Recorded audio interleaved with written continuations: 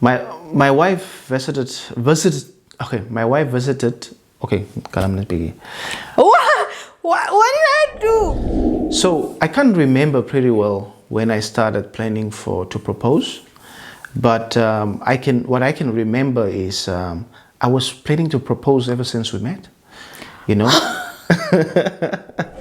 This thing is making me laugh, my friend. Like, I was just thinking of those days. Easy. We have some.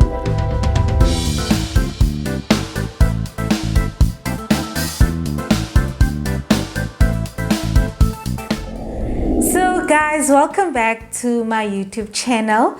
Thank you so much for tuning back. I know that and in fact in the first video someone actually commented about consistency, and I have not been the most consistent after dropping the first videos. So I'm just back to communicate what had happened, and because I owe it to you really. And we had incidents or losses of family members, you know, right after I launched the video. We had back-to-back funerals, and some that really came as a shock also to our system as a family, and that we really just needed to navigate and attend and be with the family. So it was quite difficult starting this new journey and new platform and having to face the reality, you know, off cameras of what was happening at home. And it was quite difficult to also just turn on the camera. We had to go through a time of really allowing ourselves to feel what we have felt and to be in a better headspace when we start recording and putting out content. And that's the reason why I was a bit MIA. I've had people WhatsApp me, DM me about, girl, what's happening? You've just started, so you can't let life happen. And some of them were actually also generous enough to share tips on how they navigate content creation in the instances of life happening. And I've been learning quite a lot, and I'm just back to say thank you so much. And we've got so much exciting content coming up, and I'd also like to take this opportunity to just announce that we are adding another leg to the purpose of this channel. So in the previous video, you know, I speak about that the channel will be about ministry, motherhood, marriage and mindset. And the fifth leg that we'll be adding, which is also another M, is music. It is really an area in which God has been speaking to me in a way that is just so personal, and also allowed my community, my family and friends to impact through music. So I'll be having people over doing covers, singing original songs, just speaking about songs and music and how it has changed our lives, and also just allowing it to have the impact that it is set out to have in the world on this platform. So stay tuned to that exciting part as well. Thank you.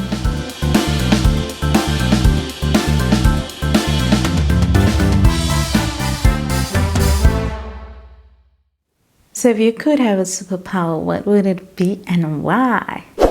If I had a superpower, the superpower that I want to have is to read babies' minds, you know, because my little boy likes to look at me a lot, and I'm always wondering what is he thinking about, you know. But at least he gets excited, and I like his, you know, his excitement. Yeah. And I can see that, you know, he knows his daddy. He knows his daddy. Yeah. So you just want to know what he's thinking about when he looks at you. 100%. That's awesome. Yep. So the superpower I would choose, if I could have one, is to be able to heal people, or just have a power of healing. And I think that will have such a positive impact. I know that there are so many people, you know, in our lives, also so close to us, that have succumbed to illnesses, but just being in a position where you could just like do something and then that illness or that disease is gone. I think that would be the superpower that I would choose. But nonetheless, I always acknowledge the healer of our lives, Jehovah Rapha, our healer. Yes. So I think I would have been like his sidekick. I would love that. Yeah. How did we meet? Yeah, we met through a friend, you know. Back in the days, you know, we used to chat a lot, and I asked my friend to recommend someone to me that I can talk with. And he knew my likes, right? He knew what I liked. So he recommended, or he gave me, you know, my wife's number. And like the way he was explaining, you know, to me, the way he was explaining that Sharon is a lady. When she's wearing a dress, her earrings would match her dress, or shoes, you know. She'd always wear matching colors, and he sold it to me, man. And it just ticked all of my boxes, because I saw, you know, with that, you know, I saw that she makes sure that she looks good when she's out, and that she's a lady, you know. And the way he sold it to me was, yo, this is someone that I would, you know, want to be with. And yeah, I started texting her, and it all happened from there. It was quite difficult, you know, when you text someone you don't know. Yeah. Who is this person texting me? Where did they get my number? Normally you'd get like a, you know, like somebody will just ignore you or won't respond. But she was not very responsive. I don't know. That's why I'm saying we were destined to be, because she was responding to me. Yeah, no. So as my husband shared, we met through a friend. At the time, I didn't know who had given him my contact details, but there was a friend of my big brother who was staying with us for some time, and that is how he got to know me. And he then was also a friend of my husband. And so when, because it was really the time when we were chatting and getting to know or making friends. We did not have social media. It would be through circulating numbers or whatever. And you would really just chat to people that you know someone that you also know. So if a friend of yours would give a number or whatever. So that is how we met. He started texting me. He would always just leave the text, hey, and then I'd ask, who is this? Because it's a number that I don't know. And then he would say, Julia. And then I'm like, Julian, who? I only know one Julian in my life, and his name is also a second name. So I would always wonder, and then he would go mute, and then I'd also leave, and then the next day he'd try again, until some point when I was like, okay, right, so who are you? I think you spun a story. Did you spin a story about you just made up a number and randomly texted me or something? But anyway, there was something that you wrote that was convincing that I just left. Yeah, I wrote something. I spent a story. Yeah. I knew. Yeah, I like something that will, you know, make me stick, you know. I had to sell a story. I don't remember what it was, but it must have been something. Yeah, I said something. I met you somewhere. You saw me somewhere and you asked for a friend. Yeah, but I also didn't remember. But I was like, anyway, okay. And then we. That's the story that got me in. Guys, lying does not get you anyway. But anyway, so that is how we got to know each other. I decided then to give him my ear and hear out what it is that he wants to hear. And then we really got having conversation. This was when I was 18. And then we were communicating for all this is 18, 19, 20, 21. Only when I turned 21 is when we met for the first time, because I had invited him to attend my 21st birthday party. Did I knew your name was Sharon Shea before I called you Tia? No. Okay. So he just started calling me Tia. I claimed her before I had her. Okay, sir, you've got some amazing manifestation skills. Regardless of how it all transpired, I'm glad we are where we are now.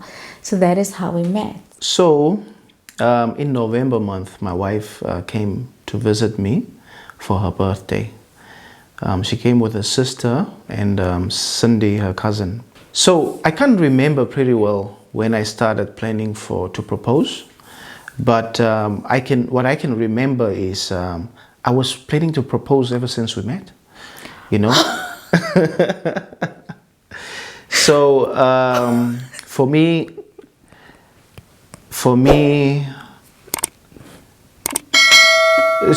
due to the fact that we communicated so long before we started dating, I knew her heart, the person she was, Yeah. and I knew she was the right person for me.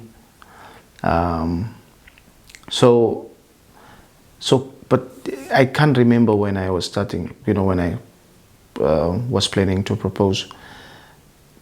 But I was planning to propose, and I thought that was a suitable time because it was also your birthday. I was actually supposed to travel for my birthday, but then I had a new project that I needed that was starting on the 1st of November, actually on my birthday, and I had to be at work. So I had to cut short or move my leave earlier, and then I came, I think that was the last week of October is then when I visited. And I remember you were so bummed about it because you wanted to propose on my birthday. Yeah. And then we came the last week of October with my little sister and cousin. For me, it was an easy decision. I did not even consult my uncle or my friend or my brother or even my mother. Like, I didn't tell anybody, because she's my person. She's someone that I love, and I saw my future with her. So I don't need to consult anyone. It just felt right, and I went and bought the ring. I can still remember how excited I was. And then we took the girls out for dinner. Actually, we went out for dinner. So I didn't know that he was planning to propose. But now in retrospect, the activities or your little behaviors on that day actually make it quite obvious. One thing about my husband is that he's always a very cool, calm and collected person. He doesn't fuss over things. This guy can have like the biggest meeting the next morning or an interview or whatever. He will sleep his sleep and wake up fresh and bath and show up.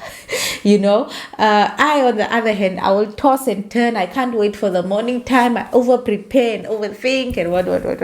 But so when I saw him acting the contrary, I didn't actually pick up that something was up, but I was just wondering what is happening. So this is what happened. So we had to take a cab to Spur.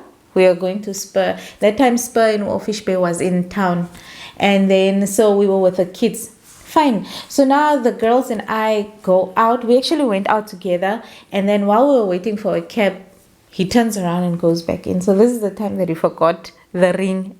And this is also the time that when he went to get the ring, he showed the ring to his mom and then just came out without explaining anything. So thereafter, so when he turned back around, something went off. That was like the first clue, because he's not someone that forgets things. And fine, before we go to Spur, we went to the Wolfish Bay exhibition. And we were at the exhibition going from stall to stall, but then he is just stalling. Excuse the pun. At these stalls, he's just stalling. But anyway, he's just stalling.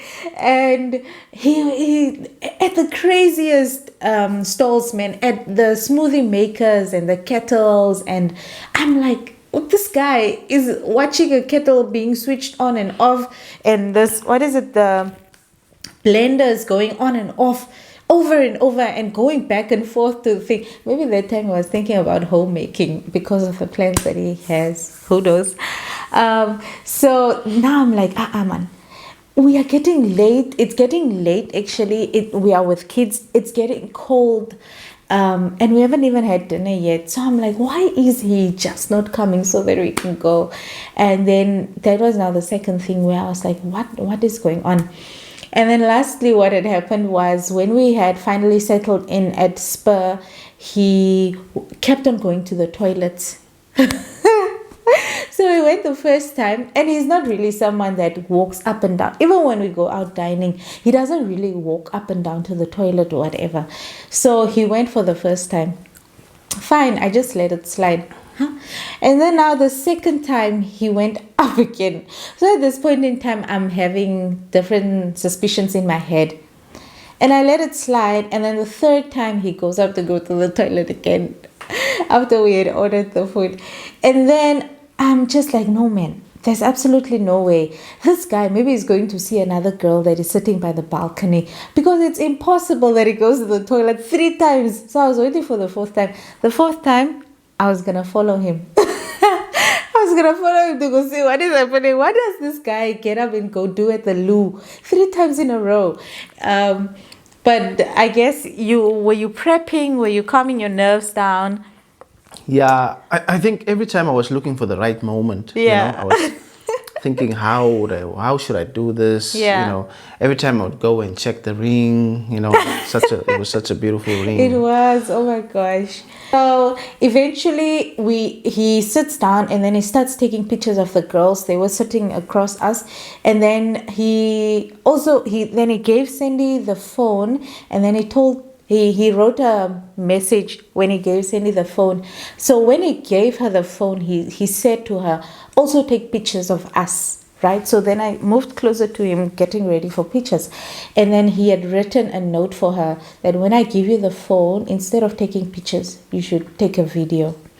So now the flash of the phone goes on. I don't even realize that the flash is not going off as it would in the case of a picture, and that the light was just constant, and that she was recording a video.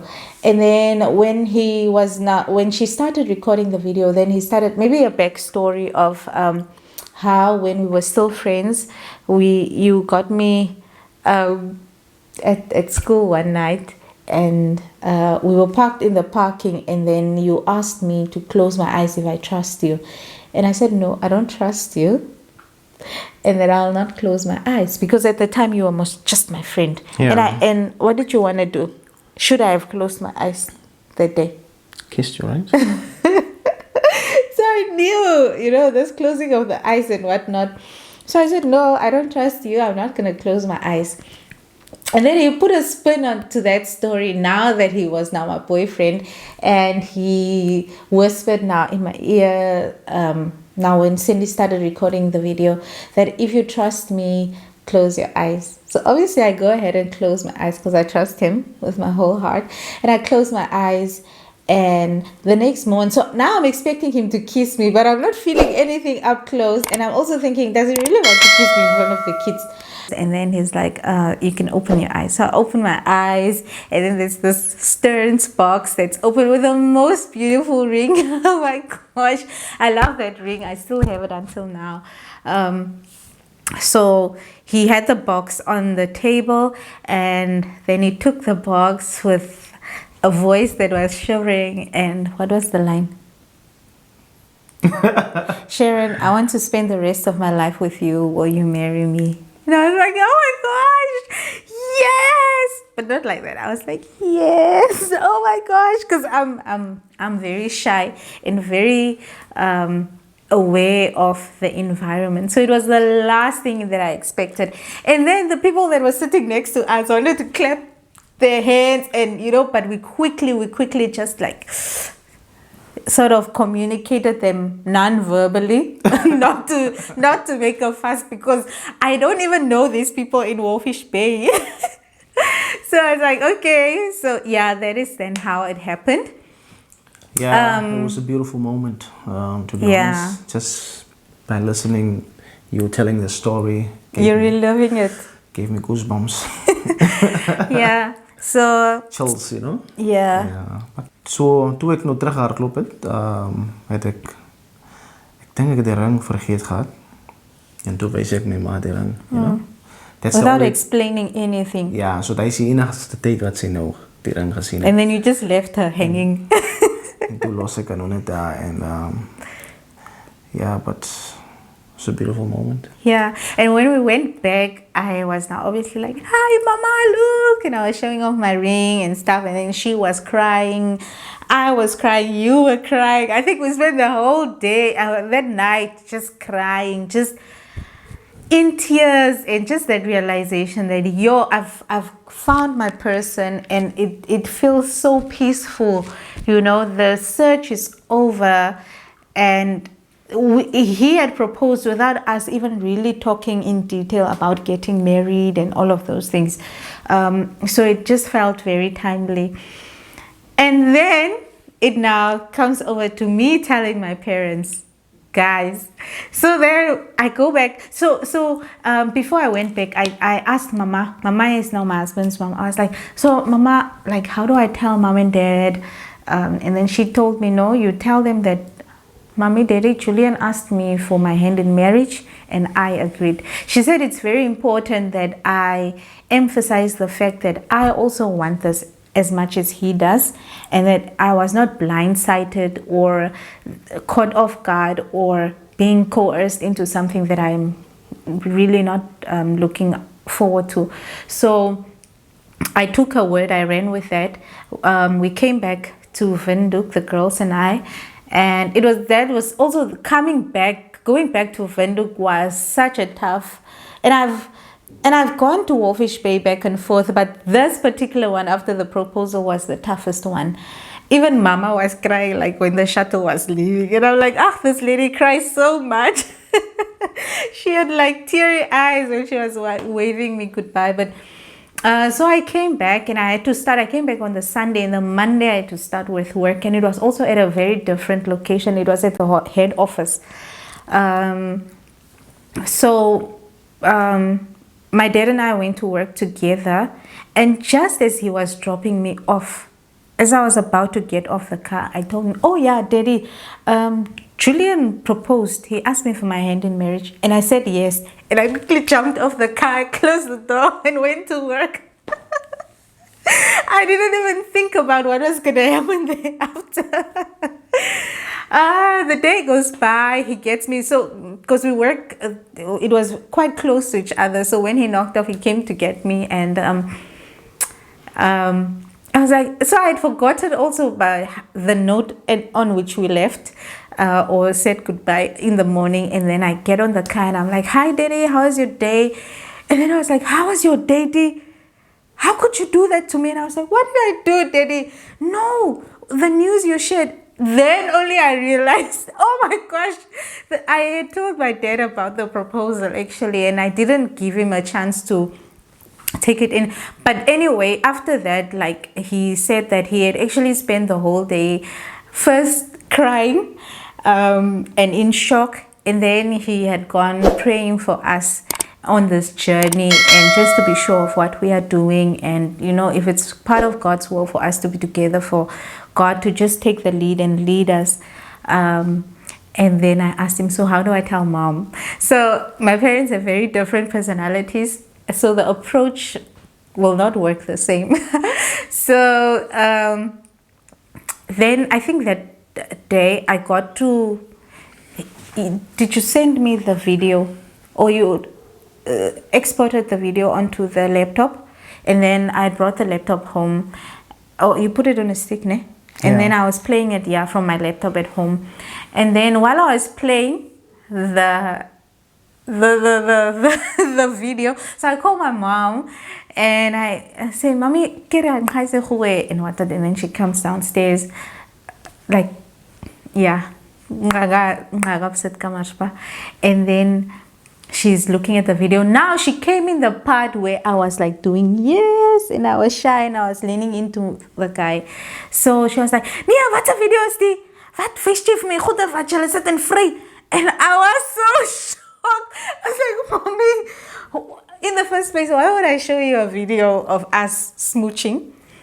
Second date, we are not smooching. So I was like, no, get it, daira hasa, tikari kup tatai misa. Daira mikuba. Rati, mabasoke hey, public Christmas do need and pastor was scared, and all of that. I was like, Mommy, so this happened, and I showed her the ring, and I was so excited. But you could see, there's one thing about my mother. She has a defense mechanism where it's first fight. She will fight first before she accepts. So in as much as you can see that this person is actually processing what is happening, she will first be scolding you, give you her word. She doesn't hide things. She speaks her mind, and that's why she's a free person like that. She will not go and gossip about people. She speaks her mind, and she's just done with it. So she was doing her thing. Yeah, so that is basically how we told the parents. It took time more for my mom to accept. My dad was not really vocal about it. But even after we told them, they were like, okay, so what are you guys planning? These are the procedures. If you are planning a wedding, we now need to go around announcing it. But first, we'd like to meet with Julien and just hear his take on it and so forth. Yeah, and then from then, they were really welcoming. You went over alone without being afraid or whatever. Before the uncles came, he came to meet the parents and be like, no, as Sharon told you, this is what we're planning. And my mom was trying to grill him while he's alone and asking him questions, and my dad was here answering for him, or niding and stuff. And then my mom was like, and you know, yeah. So that is how we told the parents. After that, really, our parents and our family and our friends really showed up, and yeah, that was it. When the car was low on fuel, that guy in our house is in Komastal, and we were going to school in Komastal as well, but it's a fair distance. Yeah. Then he would drive the car in a reverse gear. In reverse. So, vir my, die moeilike tye van ons huwelik was toe ons dogtertjie verloor het, ons baba. That was the toughest time. So